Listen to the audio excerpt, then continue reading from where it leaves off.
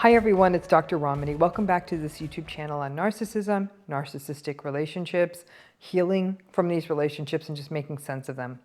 Today, this one's in response to a question that was sent in to me. And this person had said, people are so judgmental if you're estranged from your family. In this person's case, they had a narcissistic family. How do you navigate this judgment? This is such a relevant question for this channel because this question comes up a lot from folks who are from narcissistic family systems. It's one of the most complicated spaces because the harm done by narcissistic families is quite deep. It affects your sense of self, your identity, how you go through the world, how you talk to yourself. So that's enough harm. Sadly, these patterns almost never resolve in families. So your ongoing contact with a family is rarely going to be healthy. Now, many people don't feel they can go fully no contact. And there may be a wide array of reasons for this, from the practical, cultural, duty, obligation, or perhaps there are some family members you do like and having to endure your narcissistic parent as part of being able to still interact with them. Your reasons are your reasons. But you also know that the ongoing contact with a narcissistic family system takes a toll, just the nature of the beast. But some of you, however, did decide to go no contact or really cut off most contact, and that is no small decision. It's actually quite galling when people look at people who are estranged from their families and accuse them of taking the easy way out. I actually think that the decision to cut away from a family system is one of the more difficult things a person can do. Some people do it somewhat abruptly, knowing that if they were to try to explain themselves to their family, that they would end up even more abused, gaslighted, and it would only set them back, or that they would be vulnerable to the manipulations that the family was engaging in that would pull them back in. Some people sort of do their no contact in pieces. They try their best to connect to the narcissistic parent or the narcissistic family system. Then they start gradually going lower and lower and lower contact, and then they're all out. It's painful because you may be trying to only excise or cut out one family member, like just one parent or a sibling. But it does tend to end up being an all or nothing deal, since these are deeply enabled family systems in which even the folks you like a little may be chronically putting the push on you to reconcile. So some of you are going to go no contact. And this will carry with it the label of you being estranged from your family. There's a lot of bias against this, and I'm always struck by the bias people carry against familial estrangement. It happens. You had no choice or say in these people that were assigned to you as family. It was the roll of the dice. And as anyone who plays dice will tell you, they actually roll wrong more often than they roll right.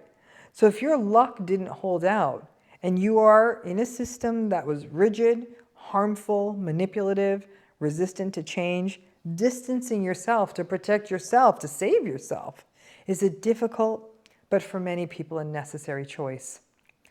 The bigger issue really comes up when you have to sort of take this out into the world. How do you navigate sharing this, that you're estranged from your family? How do you go about doing that with the world? It amazes me how undeveloped so many people's frontal lobes are well into adulthood, and that they feel that they have the right to ask intrusive questions, get an answer, and then be judgmental or even more intrusive about your answer. So here are some thoughts about how you navigate this issue of family estrangement if you're out in the world. First of all, you got to remember, you owe nobody the details of your life. If you have grown up in a narcissistic family, problematic boundaries came with the territory. And experiencing intrusiveness from them, and then experiencing their withdrawal, if you ask for something that they didn't want to be bothered with, that comes with the territory. You lose your personal sovereignty when you grow up in a narcissistic family system. So safeguarding yourself is so important in the aftermath of experiencing this. And part of that means that you may be quite protective when it comes to sharing about yourself. And all of this falls under that idea of discernment. The details of your family or familial estrangement may still be quite painful, and even something that you still have difficulty processing. So if you decide that you do not want to share it, then that is your right and your privilege. Somebody says to you, tell me about your family. Do you talk to them very often? You can just give a vague, I don't know, we haven't been that in touch. I'm sure that they're fine. You can give them that kind of vague answer and then change the subject. If that other person pushes you, you can then say, yeah, I don't have much to say about it. If they push even more, step away or say, I don't think you're hearing me. I'd prefer not to talk about it. And by the way, at that point, it's a them thing, definitely not a you thing. And secondly, if you do decide to talk about it or feel you can, again, you decide how much to share. You may decide to take the path of being bold. You might say, my mother's a raging narcissist. She did enough damage and I am not allowing her to do more. And then you sit back and wait for their response. If you're lucky, the other person will get it and let you know that they are sorry, or maybe even share a similar story. If you're not as lucky, the other person may judge or criticize or be rude. Again, this is why discernment becomes so important. You feel something coming out, or if they're coming at you, if you feel someone coming at you with an interrogation, that may not be the person to share any of this with.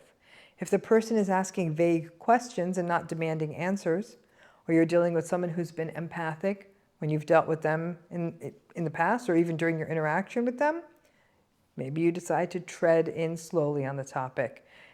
And third, you may also decide to take the middle ground and say, we're no longer in contact. It has been complicated and painful, but this is my choice. I'm okay, and I'd prefer to not talk about it. A healthy person will receive that and say, got it, thanks for sharing, and I'm sorry you went through that.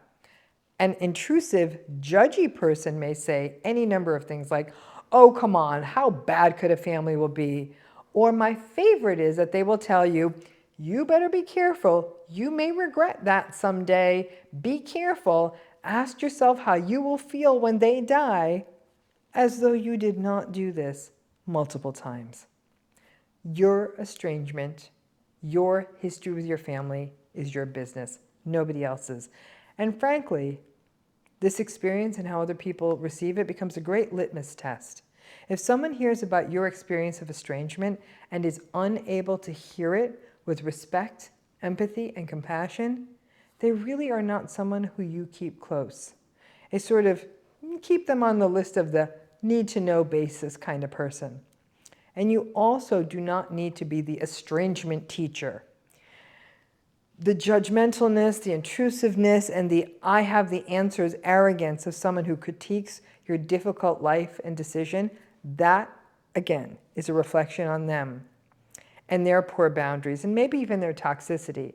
The hard work for any of us is to not internalize that. These judgmental encounters can feel like a recapitulation of all of the toxic stuff that happened within your narcissistic family. And you often need a second to get your legs back under you again when you're dealing with someone who's critiquing this. The obsession with family at any cost has done irreparable harm to many survivors of familial narcissistic abuse. Listen, in the casino of life, some folks just sit at a cold table and end up in a family that does not do right by them. Throwing good money after bad never works. Narcissistic family systems are about projected shame, about a parent projecting their self-shame and judgments on their own children so they can walk around feeling great about themselves and their children carry that burden. That's enough shame for one lifetime. Navigating these situations means discernment, assessing your level of comfort, and also sniffing out whether these are people who can be respectful with your experience. If they can't, then stick with a party line And if someone asks you straight out, why aren't you in touch with your family? You can respond, they just weren't good for me. Because they weren't. I hope that's helpful. And I think I said good money after bad, or is it bad money after good? I'm not sure which it is, but either way, it's not worth it. Thanks again.